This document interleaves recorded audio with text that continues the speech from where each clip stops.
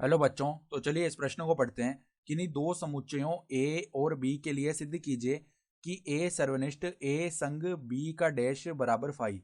तो यहाँ पर देखो, हमें किन्हीं दो समुच्चयों ए और बी के लिए सिद्ध करके दिखाना है।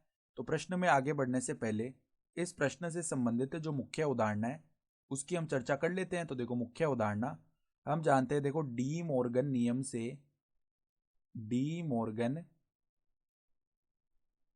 नियम से हम जानते हैं कि कोई दो समुच्चयों, देखो P संग में Q, इसका अगर डैश लिखना है ना तो वो किसके बराबर आता है? P डैश सर्वनिष्ठ में Q डैश। ये कहता है डी मॉर्गन नियम।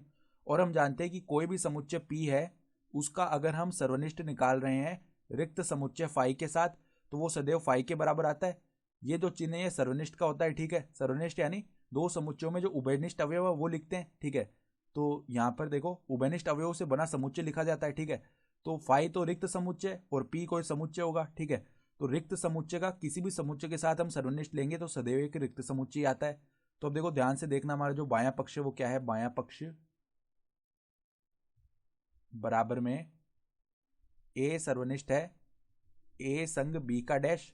तो यहाँ पर देखो, ए संग बी का डैश लिखा हुआ है, तो यहाँ पर डी मॉर्गन नियम लगा देते हैं। तो ये क्या बन जाएगा? ए डैश सर्वनिष्ठ में बी का डैश, ठीक है।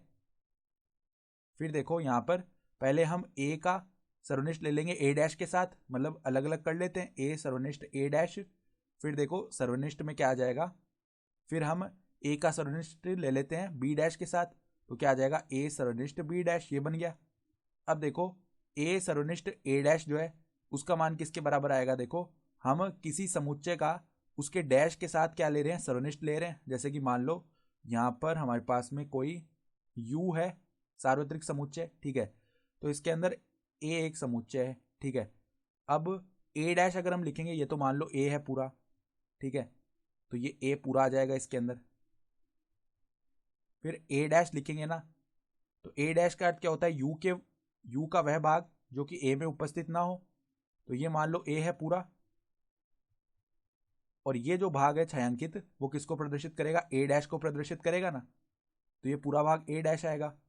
तो अब अगर हम इन दोनों का सर्वनिष्ठ लेंगे ना, तो हमारे पास में क्या आएगा? सदैव फाई आएगा।